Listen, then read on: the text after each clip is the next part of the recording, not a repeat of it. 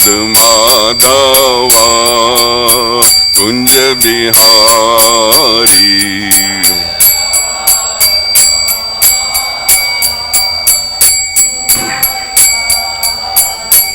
Hare Krishna Krishna Krishna Hare Hare Hare Ram Ram Ram Hare Hare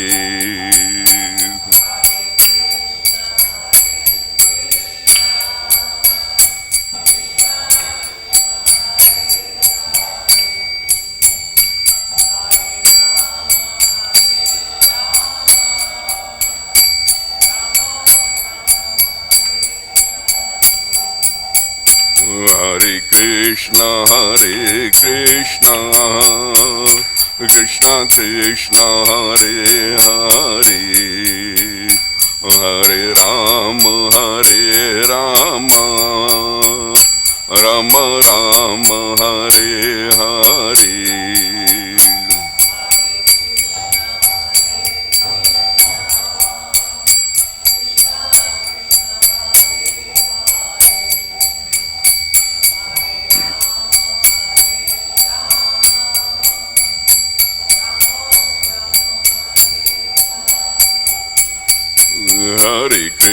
Hare Krishna Krishna Krishna Hare Hare Hare Ram Ram Ram Hare Hare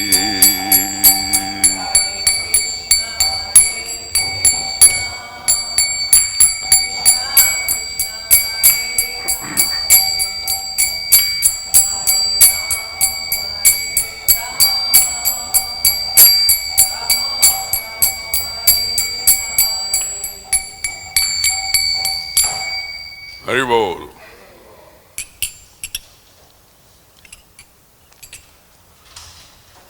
Om Namo Bhagavate Vasudevaya.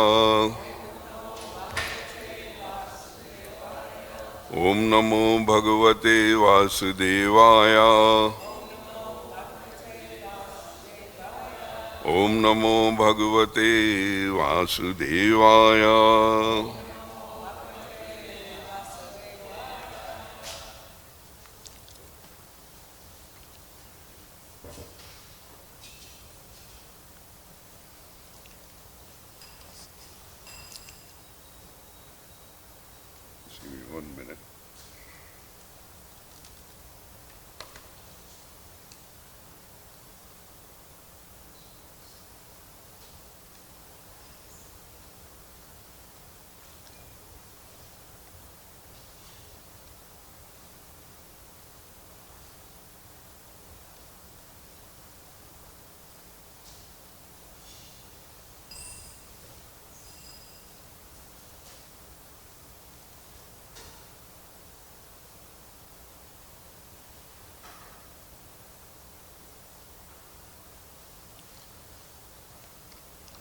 So, we are reading from Srimad Bhagavatam, 3rd canto, 31st chapter, and the verse, the shlok for today is text 29.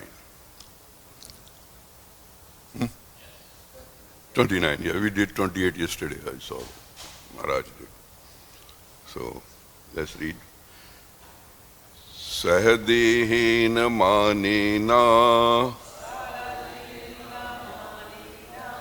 saha dehena mānena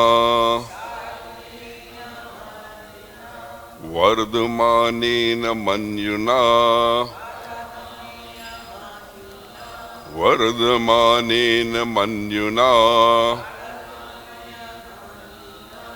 karoti vigrahaṁ kāmā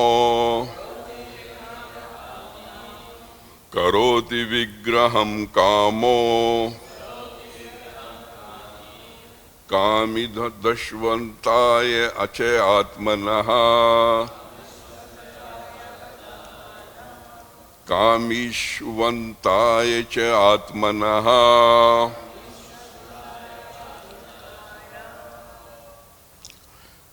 So please, some of you can repeat the whole mantra. Sahadena mānena vardhamānena manyunā karoti vigrahaṁ kāmo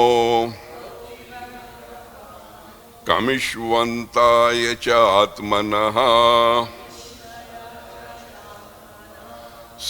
dehena mānena vardhamānena manyunā karoti vigrahaṁ kāmo kāmiṣv antāya cātmanaḥ. Please repeat.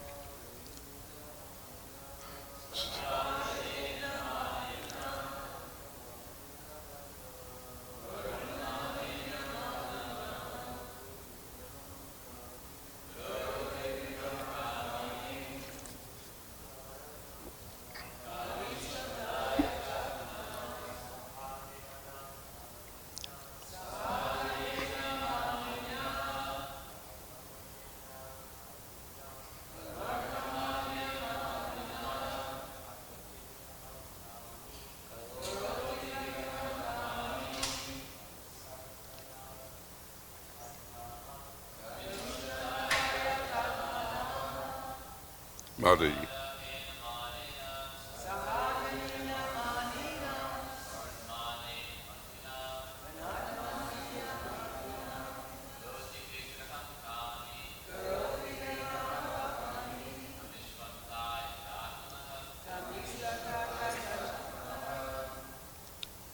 Mataji.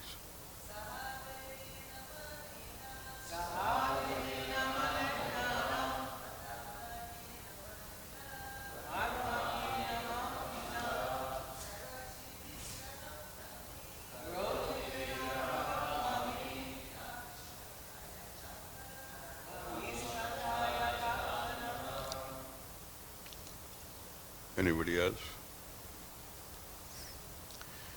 So we'll look at the synonyms. Saha with dehena, the body. Mānena, with false prestige. Vardhamānena, increasing. Manyunā, on account of anger. Karoti, he creates. Vigraham, enmity. Kāmī, the lusty person. Kāmiṣu, towards other lusty people. Antāya, for destruction. And ātmanaḥ, of his own soul. Translation and purport by Srila Prabhupada. Srila Prabhupada ki jai. Translation. With the growth of the body, please can you repeat after me? With the growth of the body,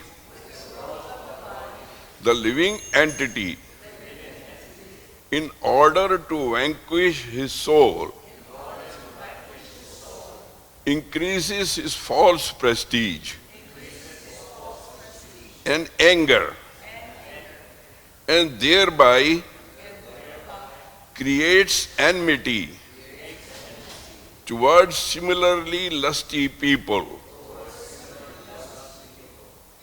I read the whole for you. With the growth of the body, the living entity, in order to vanquish his soul, increases his false prestige and anger, and thereby creates enmity towards similarly lusty people. I read Srila Prabhupada's purport now. Please listen. In Bhagavad-gītā, 3rd chapter, verse 36, Arjuna inquired from Kṛṣṇa about the cause of a living being's lust. It is said that a living entity is eternal and as such qualitatively one with the Supreme Lord, then what is the reason he falls prey to the material and commits so many sinful activities by the influence of the material energy? In reply to this question, Lord Kṛṣṇa said that it is lust which causes a living entity to glide down from its exalted position to the abominable condition of material existence. This lust circumstantially changes into anger. Both lust and anger stand on the platform of the mode of passion. Lust is actually the product of the mode of passion, and in the absence of satisfaction of lust, the same desire transforms into anger on the platform of ignorance. When ignorance covers the soul, it is the source of its degradation to the most abominable condition of hellish life. So this is the first part of Srila Prabhupada's purport, and this is the, just I'm sort of putting my words into this. This is, in the first part, Srila Prabhupada is describing the problem, if you will. And then in the next paragraph, he is giving a solution to that. To raise oneself from hellish to the highest position of spiritual understanding is to transform this lust into love of Kṛṣṇa. Sri Narottam Das Thakur, a great Acharya of Vaishnava Sampradaya, said, Kāma Kṛṣṇa karmarpane. Kāma Kṛṣṇa karmarpane. Due to our lust, we want many things for our sense gratification. But the same lust can be transformed in a purified way, so that we want everything for the satisfaction of the Supreme Personality of Godhead. Anger also can be utilized towards a person who is atheistic or who is envious of the personality of Godhead. As we have fallen into this material existence because of our lust and anger, the same two qualities can be utilized for the purpose of advancing in Kṛṣṇa consciousness.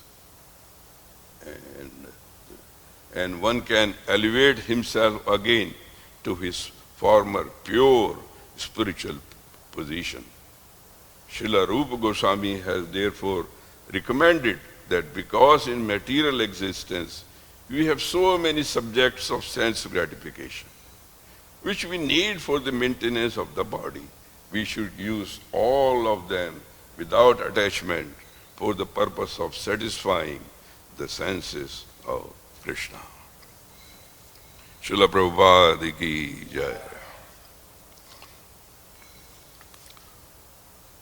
Om Jnanam Timiranandasya Jnananjana Shalakaya Chakshurunmilitam Yena Tasmai Shri Guruve Namaha. Gurur Brahma Gurur Vishnu Gurur Deva Maheshwaraha Gurur Sakshat Param Brahma Tasmai Shri Guruve Namaha.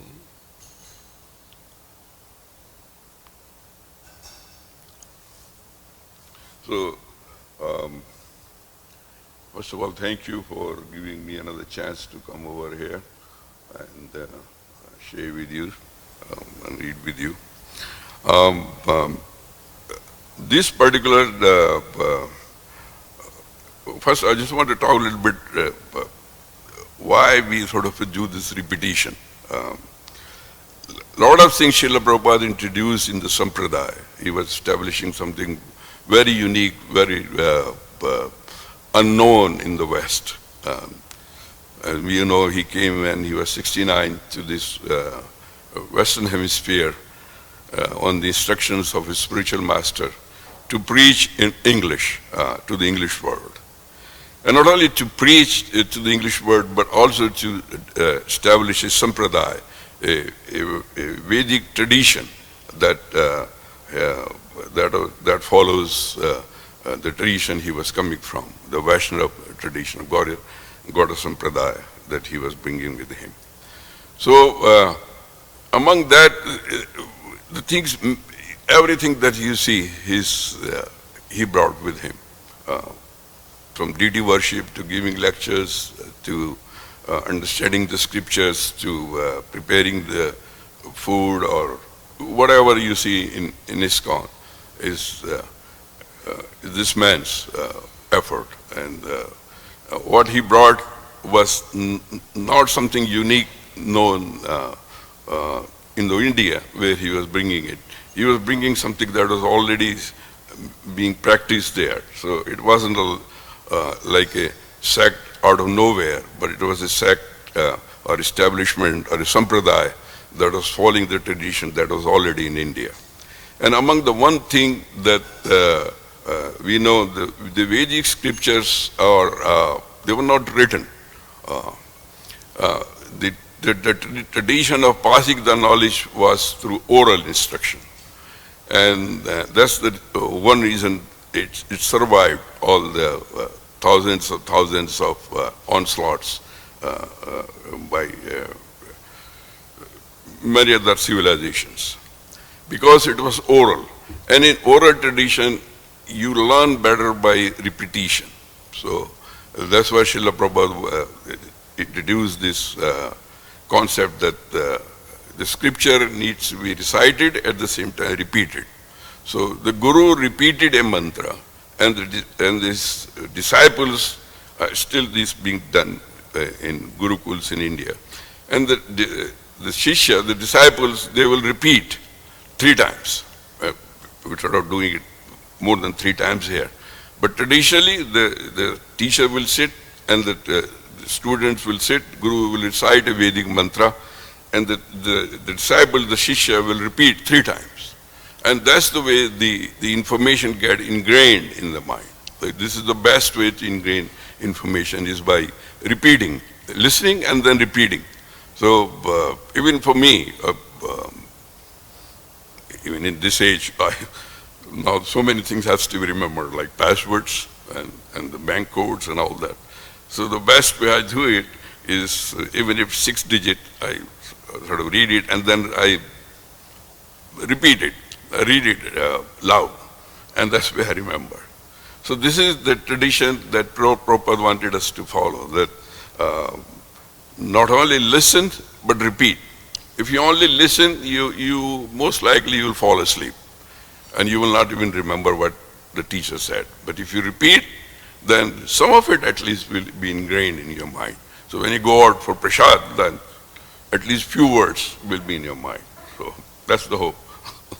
Okay. So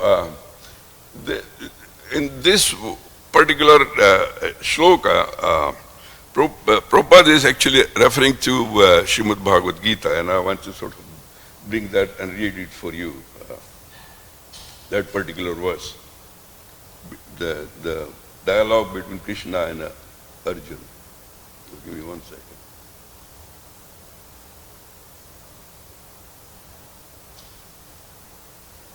I have it somewhere here.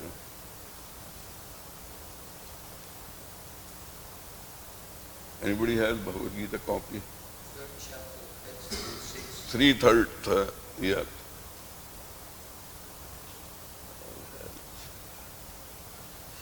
So in Bhagavad-gītā 3:36 and 37, there is this dialogue that Srila Prabhupada is referring to, and I will read it for you. Arjun uvach atkena prayoktayam papam charati purushaha anichannapi varshaneya baladiv niyojitaha. Srila Prabhupada translates it as follows. Arjuna said, O descendant of Vrashni, by what is one impelled to sinful acts, even unwillingly, as if engaged by force? And this is the question Arjuna puts to Kṛṣṇa, and this is Kṛṣṇa's answer to him. Shri Bhagavanu Vacha Kama Esha Krodha Esha Rajo Gun Samudbhavaha Mahashano Mahapapma Vidyena Imihi Varinam. And Srila Prabhupada translates as follows. The Supreme Personality of Godhead said, it is lust only, Arjuna, which is born of contact with the material mode of passion and later transformed into wrath, and which is the all-devouring sinful enemy of the world. So, Srila Prabhupada is referring to this dialogue between Arjuna and Sri Kṛṣṇa while he is writing the purport of this particular shloka. Saha dehena mānena vardhamānena manyunā karoti vigrahaṁ kāmī kāmiṣv antāya cātmanaḥ. So, Srila Prabhupada in the first part of his purport is referring to this, and he's saying that the outer mode of passion, this kāma, the desire, the translation of the actual Sanskrit word kāma is everywhere in Vedic scripture, everywhere. As you know, there are many layers of Vedic scriptures, starting from Vedas themselves to Itihas, to Purana, to Upanishads. All different types of Vedic literature you will find reference to kāma. So kāma is all pervading in Vedic literature. So Srila Prabhupada is bringing out the fact that this kāma, the desire, is the cause that of the living entity's fall down. That the living entity desires certain things and he strives for those things, and if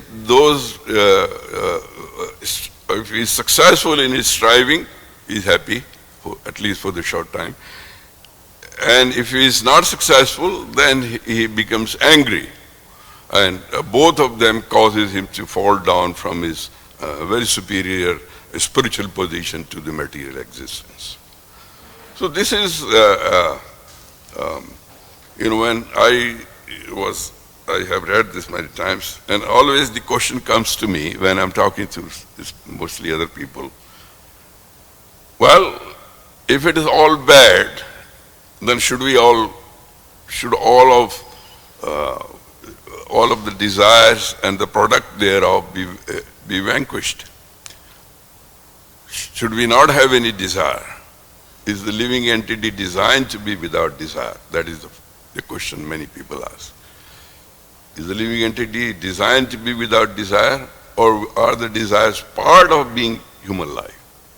So that is the question. And in the Vedic tradition, I like to sort of point out to you, especially these days when there is so much conflict, that in the Vedic tradition you always argued with other person. You have one position, paksh, and then there is pratipaksh. There is somebody who argues with him, with counter-argument, just like they do in the court. One lawyer, the government lawyer will put his position that this person committed this and we have this evidence. But his defense will counteract. So that's the Vedic tradition, that there is argument and counter-argument. So, and the same can be applied here. This is the first part. Srila Prabhupada is putting the paksh, the argument, that kāma, because of the desire of the living entity, he goes after the world, and the whole chapter you have been studying is about that. Right from the very birth, when the living entity is born, I think just few verses before you saw, just after birth, he has so many problems.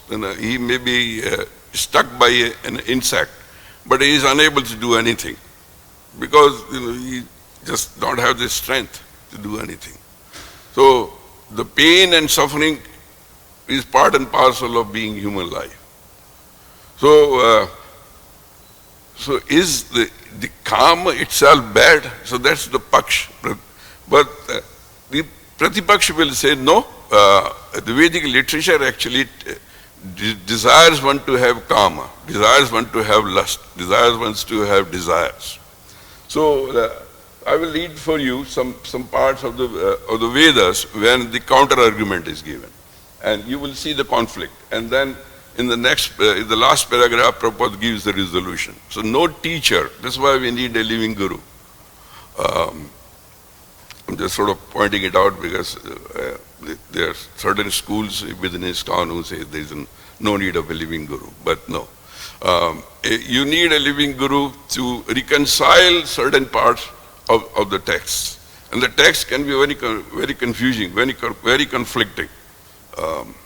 If you just follow one and then you don't have the context, you don't understand the whole thing, you will be misled. So I'll try to pull up that part of the Veda where there is this counter argument. Give me 1 second.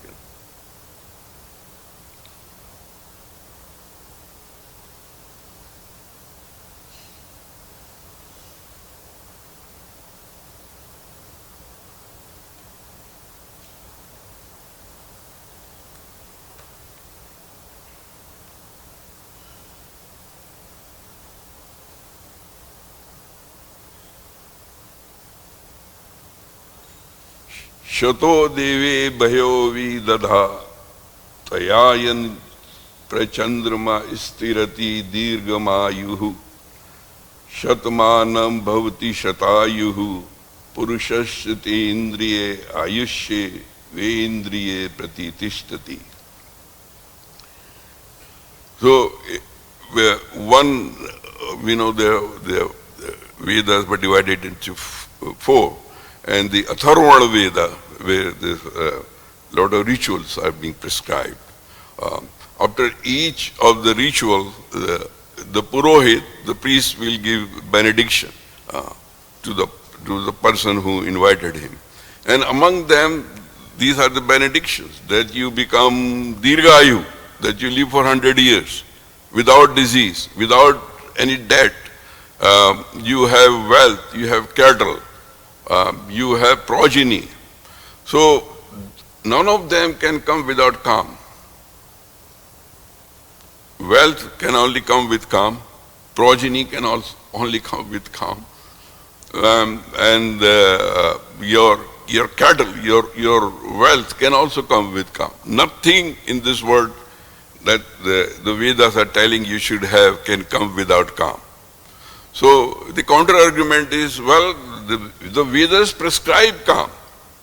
In fact, when the creation was supposed to be starting, the one problem was that if you only have males, then how will the world, how will we procreate? So they created female, so that the two together can procreate and create the whole world. So kāma is necessary. In just even if you leave the philosophical argument aside, just from practical viewpoint, without kāma, none of the Vedic rituals can be performed. That's why they wanted in Vedas some people to be married, because when you're doing a Vedic yajna, for instance, it cannot be just one person, because it's a very complicated procedure. Somebody will have to set up the whole thing. You can see here when we do the yajnas, somebody will have to set up the thing, then the Purohit will recite the mantra, that somebody has to offer oblations, and so on and so forth. So they realized that it's not one person's task, it has to be two. And therefore they wanted the man to marry a woman, and likewise a woman to marry a man for protection. So without kāma, none of the Vedic rituals can be performed. That's why kāma is essential. But why it is that in this particular Srimad Bhagavatam shlok, and also what Prabhupada is bringing out from Bhagavad-gītā, kāma is being denounced. I don't know if you caught Prabhupada saying that he's actually denouncing calm. He's saying, no, calm is bad. Because of the calm, we are falling from our very high exalted spiritual position down to this, the world of passion and ignorance. So, on one hand, just like economists, they always have two hands. On one hand, calm is desired. On the other hand, on one hand, calm is bad. On the other hand, you need calm. So, in the second part of this purport, Prabhupada is very nicely describing the solution. And what he is describing, he is quoting two other senior Vaishnava acharyas in that. So let's read that again, one more time again.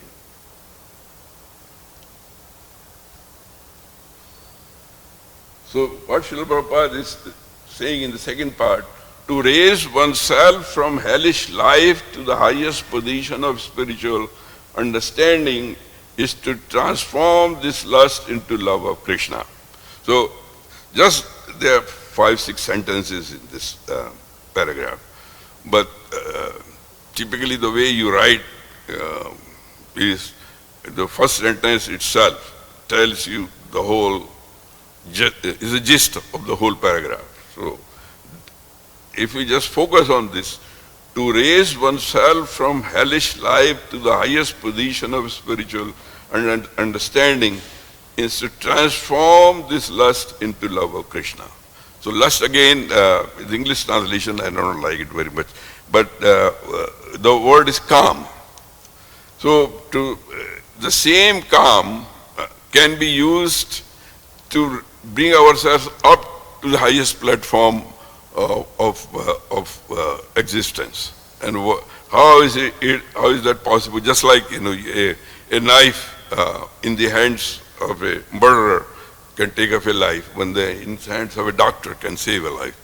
The same way, this calm, although it leads to anger and it causes so many problems, but the same calm can be used for our own spiritual advancement. And the way the mantra, the way to do this is to transform that into love for Kṛṣṇa. So how do we do it? The whole setup that Srila Prabhupada established in the West, just for that.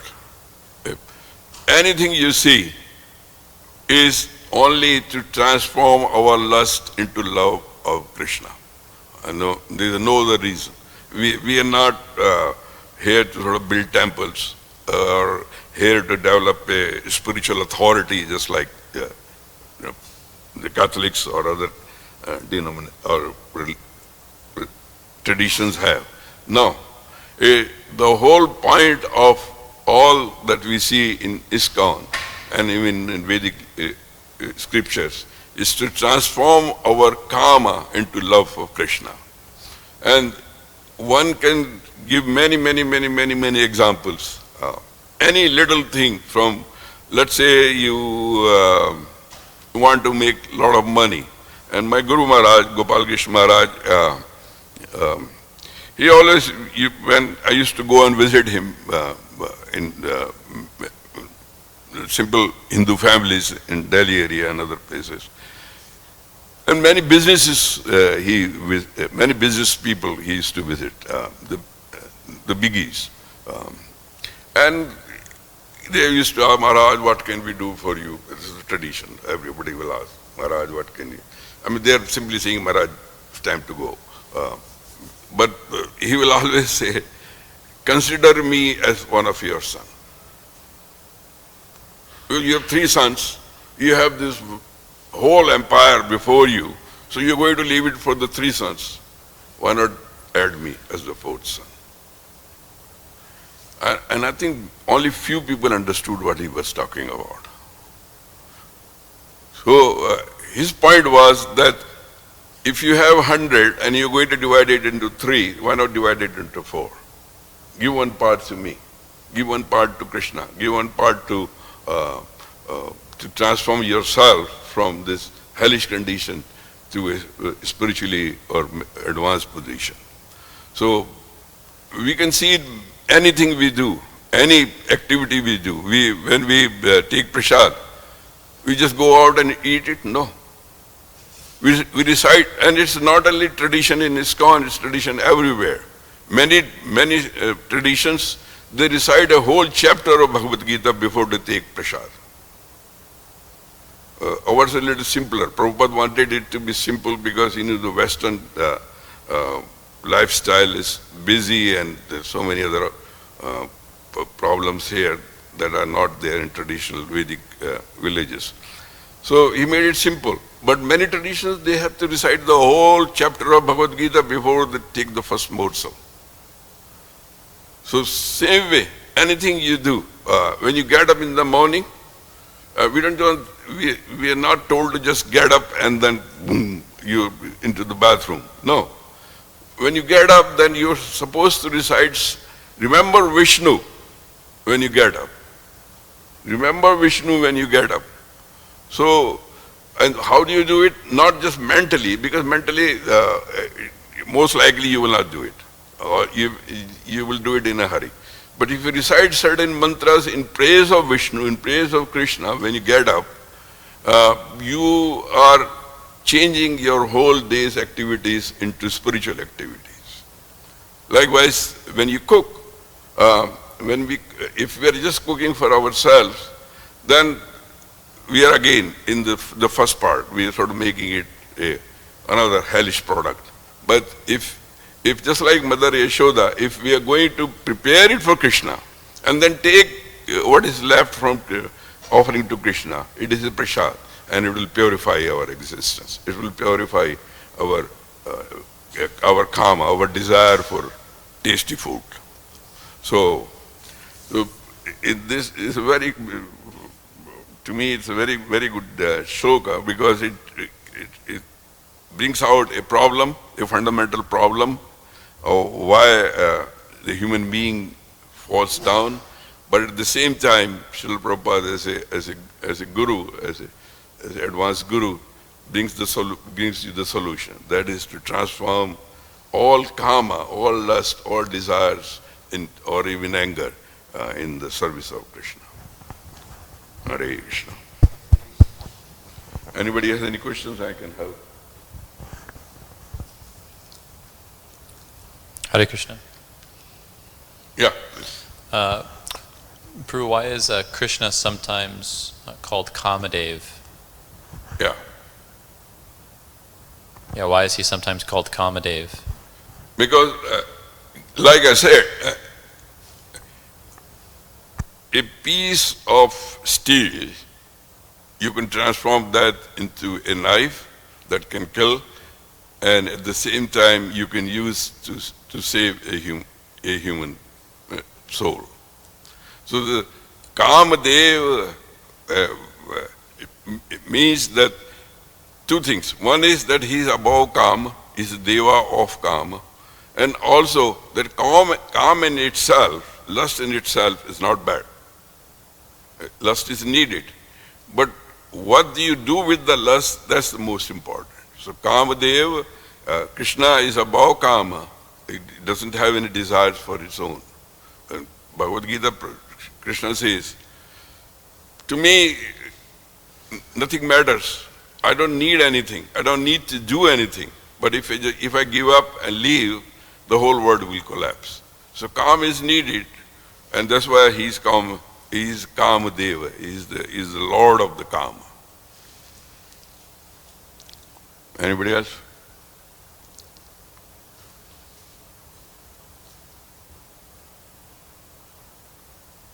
You all understood? So, you want to say something?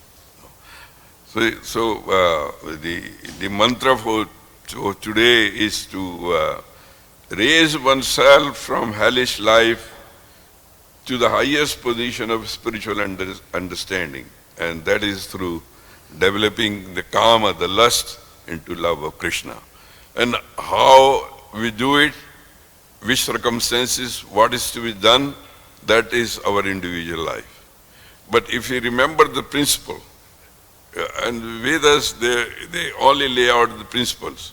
This is the principle. How do you do it? It's up to you. We are not sort of programmed entities. we're programmed to do certain things. Just it comes from Krishna and then we sort of just follow. No. You understand the philosophy, the foundation, the principle. And how do you do it? How do you take it forward is you. It's you in your own life. And so I think if we sort of go this far in believing that everything that we do can be transformed into love of Kṛṣṇa, then nobody else needs to tell us anything. We know for ourselves. If I'm a student, how do I transform my studies into love for Kṛṣṇa? If I'm a businessman, how do I become? How do I transform my business into love of Kṛṣṇa? If I'm whatever else I am, if I'm an engineer, a doctor, or other professionals, how do I transform what I'm doing into love of Kṛṣṇa? And it's straightforward. But what we have to remember is the fundamental principle that everything, all lust, all kāma, should be utilized in the service of Kṛṣṇa. Hari Bol, Hare Krishna. Thank you very much. Srila Prabhupada ki jai.